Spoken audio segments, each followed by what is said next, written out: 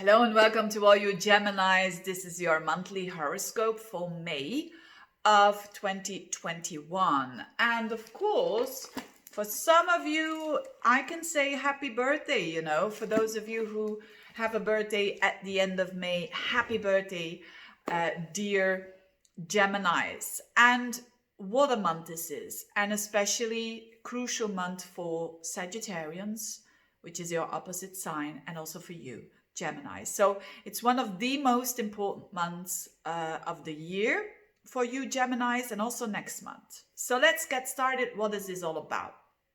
A couple of things, because there's a lot of events, a lot of things that are happening. And for you, it's key areas of your life. So therefore, of course, these are general horoscopes. But let's have a look. First of all, it's the eclipse, and it has to do with your sign. Then it's Jupiter. Jupiter is for 1 year in a certain area of life, and now it has shifted.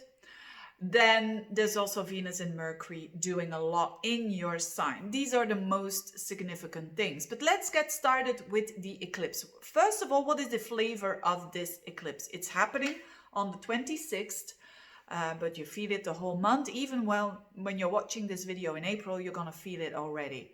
Because the eclipses are not just bang on that particular day. It's energy that you feel far before the eclipse and even after the event. So what is this all about? It belongs to the Saros family cycle, the Saros cycle 5 North.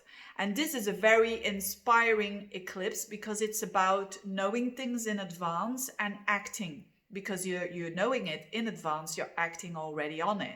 And it seems like everybody says, wow, they're so intuitive, they're so knowing. But it's because of the visionary. It's being visionary, it's seeing things and knowing them in a visceral way. That's what this eclipse is all about.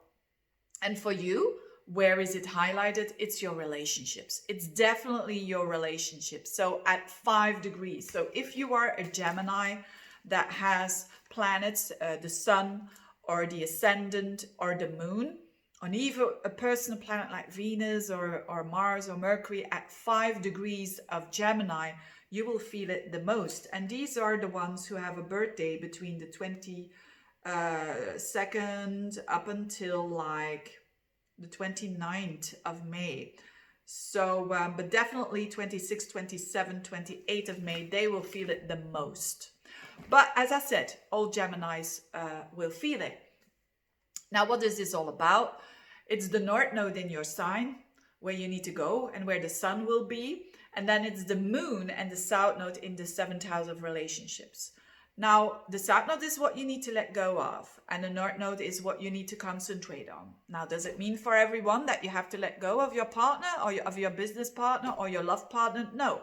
But it means that the attention that you're putting on needs to go a little bit more from them towards you.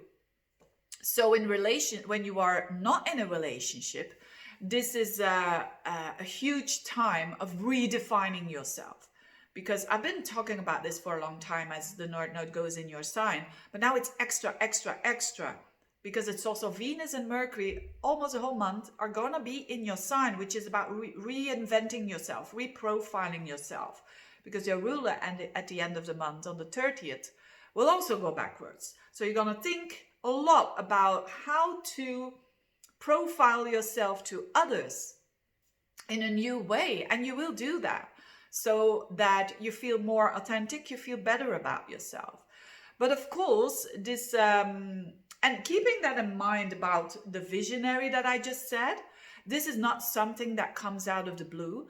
A very significant relationship. There are things that you know deep down inside. There are things that are visceral and you know, and you act upon it already, although you don't see it yet fully unfolding. That's a bit the message. And the message is definitely the focus on you, because you do you, and actually then you can't go wrong. Of course, when someone needs your help and they ask for help, of course you can help them. But it's about not trying to stop another person from doing something or to force another person to do something.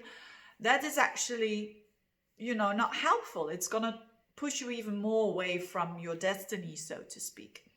So for Geminis, it's a really wake-up call of seeing the truth of a certain relationship. It can be a business partnership as well.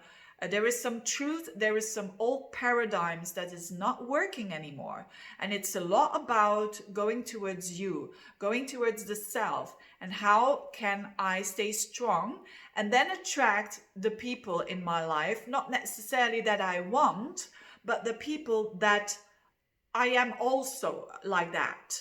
You see, there's a difference in wanting something and the energy that you exude, which is what you are. So work on what you are and the rest will follow and shift. So very exciting stuff. And Mars is at that time, at the 26th, trining Neptune.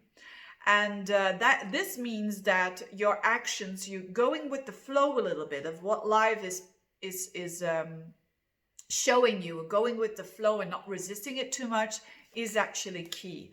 One thing to warn though is at the same time, this Venus and Mercury are going to square up to Neptune. So that means that for you, when it comes to your work, it is be realistic, right? Because you're going to have opportunities now when it comes to work. Opportunities to expand, but stay with the feet on the ground. This is actually the one thing that I want to warn you for. Why? Because on the 14th, Jupiter, the planet of expansion, is going to enter the highest point of your horoscope, which is the sign of Pisces in your 10th house. This means whether you work for yourself, whether you work for a company, it doesn't matter. There is expansion here waiting for you. And it's just going to tiptoe into the first degrees of Pisces, 0 degrees, 1 degree, 2 degrees in May, June, July, and then it goes back into the 9th house. So this is temporary and it's full on in 2022. So you're getting a bit of a sneak preview in May, June, July, when it comes to business, when it comes to your work, when it comes to your career, of expansion. And it's big expansion because it's in its own sign. So there's definitely anything that has to do with Jupiter.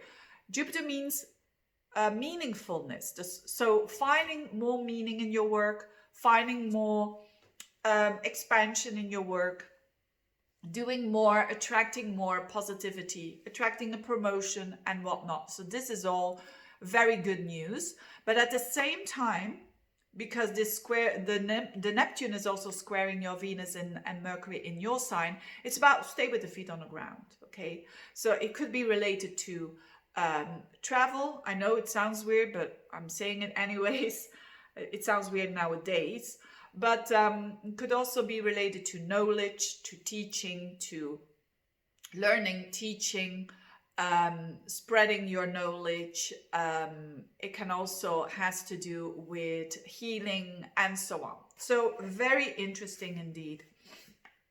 Very interesting energy. And last but not least, there is Mars in your 2nd house for the whole month. So in Cancer, so emotionally you can be very driven to be more self-sufficient, to get more money. And that is for the whole month. And you're going to do that, especially towards the end of the month when Mars is trining Neptune. You're going to do that quite fluently without not too much of difficulty there. Although it's going to oppose Pluto, but that's for further on. So hustle for that money, hustle for your self-worth, and know who you are.